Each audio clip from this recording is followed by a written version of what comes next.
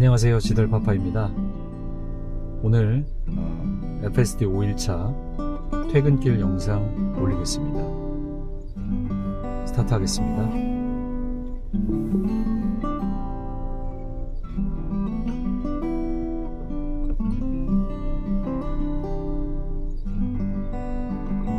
지금 인도에서 가야 하는데 전혀 갈피를 못 잡고 있네요. 아무래도 개입을 해야 될 것 같습니다. 여기 보시면 오토파일럿이 해제됐는데 무슨 일인가요? 라는 그런 문구가 뜹니다. 이게 이제 소비자 운전자의 그런 개선 사항을 피드백 받아가지고, 그래서 이걸 가지고 데이터를 좀 개선하려는, 그러니까 FSD를 조금씩 고쳐가려는 노력의 일환인 것 같습니다. 지금 윈터 타이어로 타이어를 변경했고요. 겨울철이 이제 다가오니까 또 우리 태기사가 운전만 집중할 수 있도록 나머지 것은 제가 다 좀 준비를 해줘야 되겠죠. 자, 이제 빠져나왔으니까 자율주행 시작합니다. 모드는 매드맥스 모드인데 일단 그 상태로 한번 주행을 해보겠습니다. 속도를 15km에서 넣지를 않네요. 문제가 있네. 다시 주행 속도를 올리고 있습니다.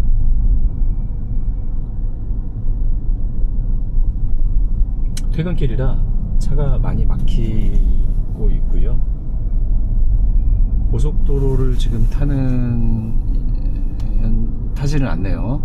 고속도로를 타지는 않고 전부 다 지방국도 통해서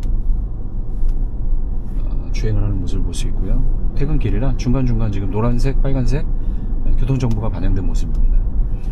제가 정정드릴 게 한 가지가 있는데, 며칠 전 영상에서 제가 테슬라는 KT 맵을 쓴다고 말씀을 드렸었습니다. 그러나 댓글들이 많이 달려 있었고, 제가 좀 더 찾아서 공부를 해보니까 한국 테슬라 차량의 내비게이션 지도 맵은 최초에는 구글 맵을 가지고 들어왔었고요. 왜냐하면 미국산 차량밖에 없었고, 미국산 차량에 탑재된 것은 구글 맵밖에 없으니까 미국에서 그 구글 맵 가지고 들어와서 진행을 했었는데 한국 지형에 안 맞죠. 맞을 리가 없죠. 그래서 17년도에 얘네들이 KT하고 같이 협약을 맺어가지고 진행을 했었습니다. 한 3년 KT 맵을 사용을 했는데, 사용하다 보니까 지도라는 게 그렇잖아요. 새로운 길도 생기고 과속 단속 카메라도 생기고 교통체계가 계속 변화가 있는데 그런 업데이트가 너무 늦는 거예요. 업데이트가 너무 늦어서 자꾸 불만이 터져 나오고 그렇게 되니까 한 3년 쓰다가 2020년에 T맵으로 바꿉니다. 2020년 초에요. T맵으로 바꾸는데, 그때 당시에 이제 어떤 일이 있었냐면, SK텔레콤이 가지고 있던, SK텔레콤인지는 모르겠지만 하여간 SK 그룹이 갖고 있던 T맵이었습니다. 근데 이 회사를 그냥 분쇄시켜 버려요. T맵 모빌리티라는 회사를 만들어서 분쇄를 시켜 버립니다. 그래서 2020년부터 T맵 모빌리티하고 같이 협업을 했는데, 그렇다고 KT를 완전히 끄는 것이냐? 그렇지는 않습니다. KT는 또 약간 보조적인 역할을 지금까지도 계속 수행을 하고 있습니다. 그래서 여기 그런 그 건물 명칭이라든가 교통 정보라든가 아니면 T맵에서 기본적으로 갖고 있는 그런 것들은 다 가지고 와서 사용을 하는데, 아무래도 이게 이제 B2B 맵이다 보니까 소비자들, 일반 개인들이 쓰고 있는 B2C에서 우리 어플로 받아 쓰는 T맵하고는 차이가 있습니다. 정보 양도 차이가 있고 여러 가지 차이가 좀 있어요. 그래서 자동차에 들어가는, 테슬라 자동차에 들어가는 T맵에 카카오 KT, 아까 말씀드렸던 KT가 보조적인 역할을 계속합니다. 그 네트워킹의 서버적인 역할을 해주고, 그 다음에 얘네가 그런 그 충전소에 관련된 그런 데이터를 또 얘네가 갖고 있고요. 또 KT 같은 경우는 신호등에 대한 데이터도 KT가 모조리 가지고 있습니다. 그래서 그런 것을 KT에서 받아다가 티맵에다 입혀서 지금 지도를 구현하고 있는 것입니다. 제가 이전번 영상에서 KT 맵을 사용한다 라고 했던 부분에 대한 정정입니다. 근데 아직도 많이 불편해요. 아직도 실제로 지도를 찾아가고 하는 데는 네이버 맵이나 티맵이나 카카오 지도도 괜찮고요. 그런 어플들이 훨씬 더 사람이 운전하기에는 도움이 많이 됩니다. 안타깝지만 이게 뭐 또 언제 다른 회사로 옮겨갈지 아니면 더 대대적인 업데이트가 있을지는 모르겠는데, FSD는 지금 기본적으로는 자체 내장되어 있는 맵을 따라서 운전하고 있습니다. 개선되기를 희망해 볼 뿐입니다. 아까 오전 그 출근길 영상에서도 말씀드렸지만은 지금 한국의 대대적인 그런 FSD 릴리즈가 지금 이루어지고 있고요. 지금 3차 릴리즈가 배포가 시작돼서 많은 분들의 지금 후기가 올라오고 있습니다. 이게 한국 이제 자동차 산업을 가지고 이야기를 하자면 지금 현대기아 자동차 너무 잘하고 있어요. 또 잘 되기를 굉장히 바라고 있고, 저도 현대기아 차를 마지막으로 탔던 게 소나타를 마지막으로 탔었는데, YF 소나타 그 이후 버전을 탔었는데, 그 소나타 너무 좋았어요. 운전도 편하고 승차감 좋고 연비도 잘 나오고. 그런데 지금 제가 테슬라를 6년째 운전하면서 보기에는 테슬라 이외에 그 어떤 자동차들도 다 좀 심한 표현을 좀 쓸게요. 다 그냥 굉장히 조심스럽네요. 이런 표현 자체가. 지금 뭐 10,000분 이상이 보고 있기 때문에 제가 표현을 좀 더 순화해서 걸러서 해야 될 것 같습니다. 하여간 테슬라 차량은 약간 컴퓨터가 자동차인 것 같은 느낌이라면, 그런 현대기아 자동차나 일반 다른 내연기관, 뭐 프리미엄급인 벤츠나 BMW 할 것 없이, 혹은 그 더 이상의 그런 하이엔드급 자동차니 무슨 뭐 벤틀리니 뭐 페라리니 람보르기니니 혹은 뭐 롤스로이스니 이 모든 자동차를 다 통틀어서 그들은 자동차이면서 편의사항으로 이런 보조 자율 주행 기능이라든가 아니면 다른 편의사항들이 들어가 있다고 보면 돼요. 그러니까 출발이 다른 거예요. 테슬라는 태생이, 이 테슬라를 자동차 회사로 보기보다는 테슬라는 소프트웨어 회사에 가깝고 IT 기업에 가까운 그런 정체성을 갖고 있는 거예요. 그러니까 IT 기업이다 보니까 로봇도 만드는 거거든요. 테슬라는 출발 자체가, 얘네는 하드웨어적인 자동차보다는 그냥 전자제품 혹은 핸드폰, 컴퓨터, 약간 이것하고 느낌이 비슷하게 진행이 되는 거거든요. 그러나 이 레거시 업체들이라고 부르는 역사를 뭐 50년 이상 가지고 있는 이런 자동차 회사들은 아직도 그것을 벗기가 되게 어려워요. 원래 그들이 갖고 있었던 그 정체성을 탈피하기 되게 어렵거든요. 그러니까 한번 커버린 그런 업체들은 다시 스타트업으로 돌아가기가 어렵듯이, 얘네들도 조직은 방대하지만 그런 스타트업 같은 그런 조직 내의 분위기가 될 수는 없는 거예요. 그러니까 자기네들이 기존에 갖고 있던 그런 모든 그런 부품 협력사들이라든가 혹은 내부적인 조직이라든가 여러 가지 것들이 아직도 그런 컴퓨터이면서 자동차가 되려는 회사의 모습으로 바뀌어 가기에는 너무나도 큰 걸림돌이 있는 거예요. 그래서 참으로 지금 FSD가 국내에 도입이 됐지만 이게 이제 굉장히 전 세계적으로 많이 퍼지긴 할 거거든요. 아시아에서는 당연히 한국 유저들이 굉장히 뭐 IT에도 빠르고 피드백도 되게 많고 하기 때문에 한국을 필두로 아시아의 유저들이 많은 그런 영향을 좀 미칠 것이라고 생각을 하고, 그 다음에 전 세계적으로도 네덜란드부터 해서 뚫려가지고 영국뿐만 아니라 이런데 전기차 수요가 좀 많은 나라들 위주에서 FSD 경험이 늘어나면은 또 이게 전 세계적으로 많이 뻗쳐나가게 될 텐데, 한번 FSD를 경험해 보신 분들은 알 테지만 다시 돌아가기가 어렵습니다. 정말 이게 운전의 피로도가 너무 많이 감소하거든요. 제가 FSD 받기 이전에 오토파일럿을 사용할 때만 하더라도 오토파일럿 자체가 이미 굉장히 훌륭한 아주 보조 수단이었습니다. 굉장히 편리하고 힘들지 않고. 근데 지금은 그것을 훨씬 뛰어넘거든요.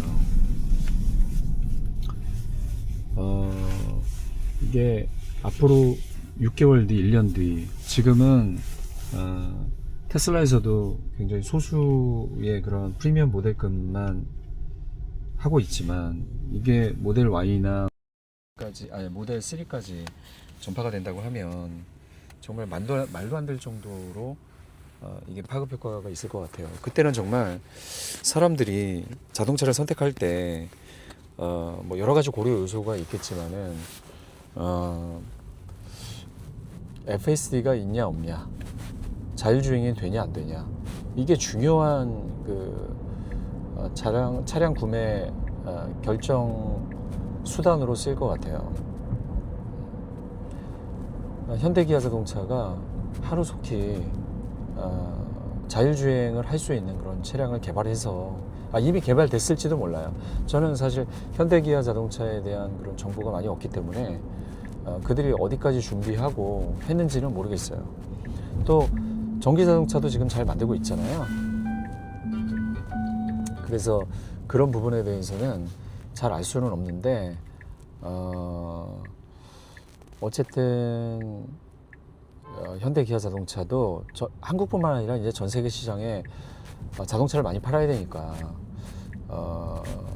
어떠한 자율주행 시스템을 가지고 나올지 모르겠지만 합리적이면서도 또 운전도 잘하는 그런 자율주행을 개발해서 또 국민들한테 많은 그런 좋은 경험을 제공하면 좋을 것 같아요. 또 그게 경쟁력이기도 하고요. 그렇습니다. 제가 지금 말하면서 사실은 운전에 눈은 뜨고 있지만, 앞은 전방주시하고 있지만 운전에 신경을 거의 쓰지 않고 있습니다. 10분의 1도 쓰지 않고 있습니다. 이만큼 벌써 한 5일째 만에 자동차에 대한 믿음이 그냥 생겨버렸어요. 운전을 정말 잘합니다. 그러니까 제 댓글에 보면은 많은 분들이 뭐 축하드립니다, 부럽습니다, 이런 이야기들 하시는데 제가 굉장히 송구합니다.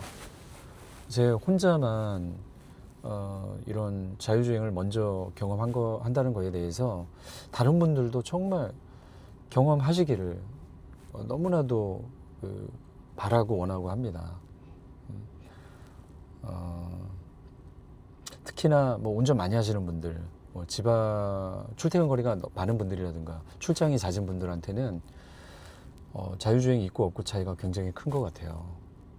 꼭 그분들한테도 자율주행을 경험할 수 있는 그런 차량들이 빨리 제공이 되면 좋을 것 같아요. 테슬라뿐만 아니라, 테슬라가 물꼬를 텄지만 예를 들면 중국에 있는 자동차 회사들이 굉장히 많습니다. 특히나 우리나라에는 아직은 비아디 정도 들어와 있지만 내년에 들어올 뭐 지커 자동차도 마찬가지고요. 그 다음에 저는 한국에도 그 샤오팽이라고 부르는 엑스팽이라는 회사가 있습니다.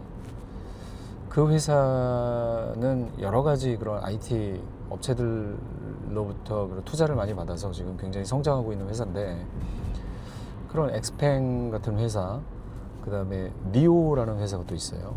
니오는 배터리를 마치 여기 보이는 주유소 같은 스테이션을 만들어 놨어요. 배터리 스테이션.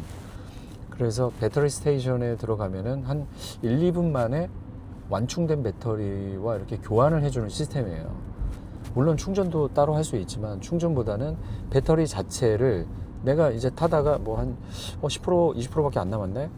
그러면 저런 주유소 같은 충전소를 찾아갑니다. 충전소 찾아가서 배터리를 교환하는데 시간이 많이 걸리지 않아요. 그럼 다시 완충된 배터리를 가지고 또 운전하고 할 수 있는 그런 시스템을 계속 운영하고 있는 회사가 니오라는 회사입니다. 제가 한 달 전에 상하이에 가서 니오 자동차, 그 다음에 샤오펑, 그 다음에 아까 말씀드렸던 뭐 화웨이 등등등 많은 차량들을 시승해볼 경험이 좀 있었어요. 훌륭합니다. 일단 뭐 내장재 외장재 현대기아 자동차보다 훨씬 좋습니다. 굉장히 퀄리티도 있고 편의상 뭐 말할 것도 없습니다. 그렇고 걔네들도 자율주행을 합니다. 주로 라이다 기반의 자율주행을 많이 합니다. 근데 언제 시간이 되면 제가 라이다하고 비전 기반의 카메라만 가지고 하는 자율주행의 차이점에 대해서 말씀 한번 드리는 날이 오면 좋겠는데 잘합니다. 실제로 뭐 여기 유명 자동차 유튜버들이 중국 가서 자율주행하는 모습을 보고 막 그냥 입을 다물지 못합니다. 칭찬 일색입니다. 너무 잘한다는 마음입니다. 또 걔네는 음성 인식도 굉장히 잘 됩니다. 아직 한국에는 특히 테슬라 같은 경우에 FSD는 도입이 됐지만 그록은 아직 내장이 되어 있지 않습니다. 미국에서 FSD를 요번에 구매하고 있거나 구독하는 사람들한테 그록이라는 테슬라 자체의 AI가 있습니다. 그 그록을 탑재시켰거든요, 자동차에.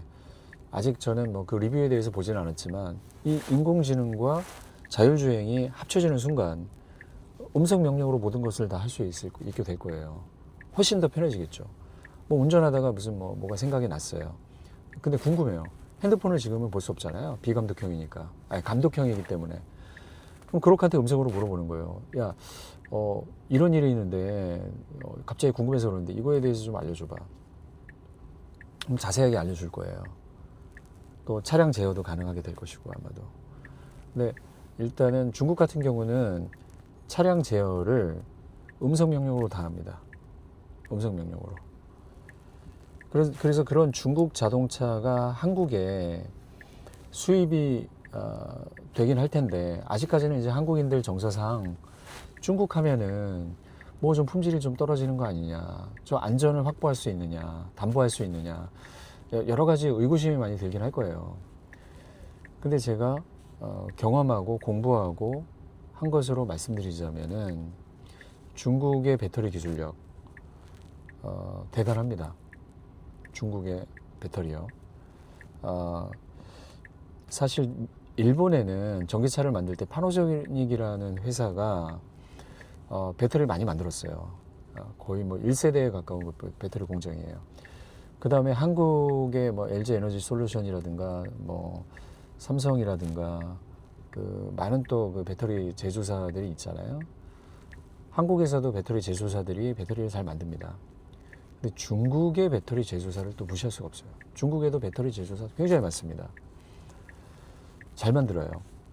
우리가 NCM 계열 삼원계라고 부르는 니켈, 망간, 코발트가 들어가는 배터리는 아무래도 한국과 일본이 잘 만듭니다. 하이니켈을 들어가서 니켈을 더 많이 함유한 그런 배터리들도 있고요. 그 다음에 보통은 뭐 NMC 811 니켈, 망간, 코발트 비율대로 이렇게 들어가는데 망간이 아무래도 제일 많이 들어갈 것이고요. 니켈이 비철금속 중에 비싼 거니까 코발트하고 이런 것들이 아마 1대1 비율로 들어갈 겁니다. 그런 삼원계는 한국이 강한데 특히나 중국이 강한 거는 비아디를 보시면 아시겠지만 비아디는 LFP 배터리의 아주 선두주자거든요. 그래서 걔네는 배터리에 대한 상당한 그런 기술력을 갖고 있고요. 그 다음에 또 자율주행도 그쪽에 스타트업들도 많고 또 그 자동차 메이커들도 많이 개발을 하고 있고 저도 공부를 좀 더 해보긴 해야겠지만 화웨이가 자율주행을 잘합니다. 화웨이 기술력이 있는 회사고 그리고 지난번 2분기 발표 때 아마였을 거예요. 엔비디아 젠슨 황이 발표할 때 그때도 아마 있었는지 모르겠는데 거기였는지 아니면 다른 데였는지 모르겠지만 젠슨 황도 굉장히 원해요. 뭘 원하냐 하면 이런 자동차 자율주행, 완성차 자율주행 업계에 있어서 자기네들이 서플라이어가 되고 싶어 하는데 자율주행에 관련된 그런 패키지, 그 소프트웨어와 하드웨어를 팔려는 노력들을 많이 해요. 그 제휴사가 되게 많이 있습니다. 아마 화웨이도 그중 하나일 거예요. 그래서 그런 그 젠슨왕 엔비디아는 그런 걸 좀 꿈꿔요. 엔비디아가 꿈꾸는 세계는 되게 많은데 지금은 뭐 AI의 절대적인 강자죠. 그런데 얘네가 지금 그런 유전자 개발이나 그런 약간 제약 쪽, 바이오 쪽 이런 쪽도 굉장한 패키지를 갖고 있고 또 관심도 많이 가지고 있고요. 또 자동차의 자율주행 분야도 얘네가 앞으로 완성체 업체들한테 그런 패키지를 팔아먹으려고 판매하려는 그런 노력들을 많이 하고 있습니다. 그래서 중국 자동차의 그런 것들, 기초적인 것들에 대한 기술력 상당히 있고요. 그 다음에 중국 자동차를 말할 때 다들 이제 이해하고 있겠지만은 중국 자동차가 언제부터 이렇게 떴을까요? 내연기관 가지고는 절대 뜰 수 없는 상황이에요. 왜냐하면 100년 넘게 해왔던 그런 그 유럽을 필두로 하고 또 미국이 주도했던 그런 역사를 무시할 수 없거든요. 내연기관에 대한 것은 도전을 해봤자 그 아성을 무너뜨릴 수가 없어요. 근데 내연기관이 언제부터 발생이 된 걸까요?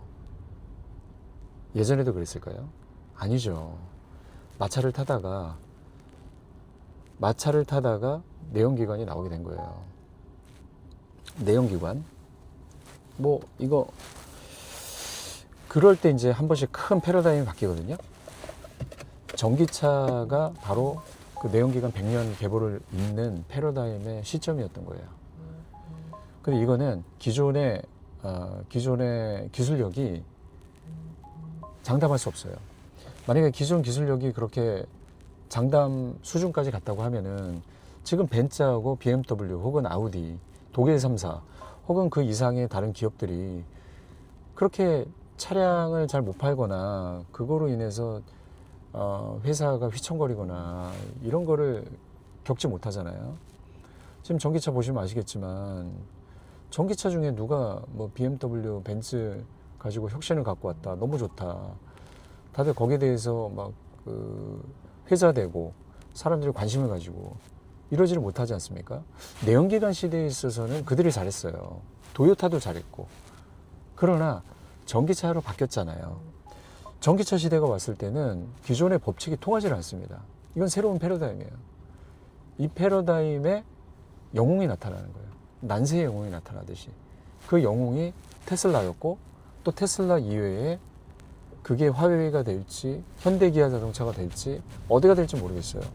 이 새로운 패러다임에 분명히 승자는 나타날 거예요. 그래서 저는 개인적으로는 한국 시장에도 중국차도 들어와서 같이 경쟁하고 또 중국차 아무래도 가성비로 미는 브랜드니까 안전성 되게 걱정하시지만 크게 걱정 안 하셔도 돼요. 얼마 전에도 샤오미가 불나서 그 2명의 여대생이 산채로 사고 난데 빠져나오지 못해서 불에 피해를 본 사망까지 이른 그런 사건이 있었어요. 그래서 사실 중국에서는 그런 화재 때문에 샤오미 불매 운동도 일고 막 그렇습니다. 지금 사망 사건이 2건이었거든요. 2건 이상일지도 몰라요. 근데 일단 미디어에 알려진 거는 샤오미 차를 타다가 2명이 빠져나오지 못했어요. 그래서 불타 죽었거든요. 그래서 샤오미에 대한 그런 불매 운동이 지금 일어나고 있고, 샤오미 같은 경우는 이 플러시 도어라고 해서 제가 타고 있는 모델 S하고 똑같아요. 근데 사실 모델 X도 똑같은 타입이긴 한데 생긴 모양은 좀 달라요. 근데 얘네는 그 공기 저항을 줄이기 위해서 문짝에다가 핸들을 운전석 잡아당기는 그 도어 핸들을 다 매립시켜 버렸거든요. 그래서 만약에 전기가 나가버리면 외부에서 열 수가 없어요. 그래서 법적으로도 뭐 한국은 어떤지 모르겠는데 중국 같은 경우도 그걸 다 손본다고 하고 아마 한국도 손을 본다고 얘기는 하는데 어디까지 그게 법적으로 제도적으로 손이 봐질지는 모르겠어요. 근데 하여튼간 배터리라는 게 좀 위험한 건 사실입니다. 정말 사고 났을 때, 큰 사고가 나면 내가 정신을 잃었을 때 누군가는 나를 구출해 줘야 되는데 잘못될 수 있어요. 테슬라라고 해서 뭐 불이 안 나거나 그러진 않습니다. 테슬라도 불이 납니다. 다만 테슬라 같은 경우는 이게 배터리의 기본적인 그런 뭐 원료 같은 것들, 아까 얘기했던 뭐 LFP니 혹은 뭐 NMC, NCM 계열이든 삼원계 계열이든 그 소재적인 거는 어떻게 할 수가 없어요. 다 뭐 비슷비슷할 거예요. 그러나 배터리의 기술력이라고 하는 거는 어디에 있냐면은 BMS에 있다고 봐요. BMS. 그게 파우치형 배터리를 어떻게 효율적으로 열 관리를 하느냐, 혹은 각형 배터리를 어떻게 효율적으로 관리를 하느냐. 요즘에는 비아디 같은 경우는 바디에다가 직접 그 배터리를 깔아버리는데 뭐 그런 방식. 그 다음에 테슬라 같은 그런 원통형 배터리 기반으로 된 그런 방식들. 그러니까 그런 데 있어서 하여간 BMS가 차지하는 부분이 되게 크거든요. 배터리는 배터리 매니지먼트 시스템 그래가지고 배터리 관리 시스템이에요. 이걸 얼마나 뛰어난 걸 갖추고 있냐 안 갖추고 있냐 그거거든요. 근데 테슬라도 얼마 전에 BMS 079A라는 그런 에러 명칭이 떴었고 그것 때문에 곤욕을 치렀던 적이 있어요. 그게 한 대략 한국에 들어와 있던 한 5년 가까이 됐겠네요. 5년쯤 된 그런 모델 Y 위주로, 모델 3도 있고 모델 Y도 있고 이제 그런 것들이 배터리가 갑자기 좀 충전 제한이 걸리는 문제가 있었어요. 30%까지 충전 제한 걸리고 뭐 20%까지 충전 제한 걸리고 그러면 충전을 못하니까 일상생활이 안 되잖아요. 그래서 저쪽 화성에 있는 리만 배터리 공장에서 그 용도 모델 Y나 모델 3 용도로다가 배터리를 만들어서 문제 있는 배터리를 보증기간 안에 들어있는 것은 다 교환을 해줍니다. 그런데 어쨌든 사고가 나는 거는 되게 위험한 상황이 발생될 수 있고 하기 때문에 되게 위험하고요. 제가 그런 내연기관이 패러다임이 바뀌어서 레거시 업체들이 더 이상 승자가 아니다라고 말씀드렸지만 일적인 예가 청라에서 안타까운 화재 사고 때문에 재산적 손실을 많이 봤던 그런 사고가 있습니다. 청라에 주차해 있던 차가 불이 났어요. 재산 피해를 많이 봤죠. 안타까운 현실입니다. 그 차주와 거기에 얽혀 있던 많은 사람들이 아마 정말 너무 힘들었을 거예요. 근데 거기에서 불났던 차가 벤츠 차량이고요. 거기에 들어갔던 배터리는 중국의 페로시스라는 배터리 회사께 들어가 있어요. 그럼 이게 배터리를 잘못 만들어서 그런 안타까운 사고가 발생이 된 건지 아니면 정말 BMS 시스템이 제대로 작동을 못해서 그런 건지 뭐 조사 결과는 이미 나온 것 같은데 그만큼 BMS가 되게 중요합니다. 기존의 그런 내연기관 잘 만드는 회사들이 아직까지는 BMS에 대한 데이터가 부족해요. 제가 왜 테슬라를 좋아하냐 하면 그런 안전성, 굉장히 충돌해도 안전하거든요. 근데 BMS, 그 배터리에 대한 기술력도 상당해요. 그 실제로 얘네가 텍사스에 있는 그 공장에서 기가 팩토리에서 4680 배터리도 만들고도 있고 또 원통형 배터리에 대한 특허를 가장 많이 갖고 있는 전 세계적인 회사가 바로 테슬라입니다. 오늘 뭐 주저리 이런저런 얘기를 많이 하고 있는데 어쨌든 그 전기차 그리고 자율주행에 대한 이야기, 자율주행이 우리 삶에 가져올 변화, 정말 저는 저가형 자동차들, 그러니까 충분히 어포더블한 충분히 우리가 경제적으로 그렇게 큰 부담이 되지 않는 그런 자율주행이 가능한 자동차들이 빨리 나와서 전 여러분들도 일상 가운데 많이 사용해 보면서 또 차량이 단순히 이제 더 이상 뭐 운전의 피로도가 쌓이고 또 운전 이외에 이동 간에 다른 무언가를 할 수 있는 그런 시대가 빨리 오기를 너무나도 바람하지 않습니다. 갑자기 이게 그 자동차가 자율주행이 되면서 제가 차를 타면서 말이 많아졌네요. 평상시보다 지금 말을 너무 많이 해서 지금 목 상태가 별로 좋지 않습니다. 언젠가는 뭐 여러분들하고 더 소통하고 또 여러분들 궁금하신 거 있으면 댓글로 많이 남겨주시면 최대한 그 댓글 제가 답변 달 수 있도록 노력하겠습니다. 거의 이제 집에 다 왔고요. 마지막 비보 좌회전 남겨두고 있는데 무게입으로 비보 좌회전이 가능한지 한번 보도록 하겠습니다. 퇴근길이라 차량들이 정말 많습니다. 앞에서 끊임없이 오는 이런 비보 좌회전 환경입니다. 반신반의하고 있는데요. 이 친구가 과연 혼자 할 수 있을지 일단 좀 기다려보고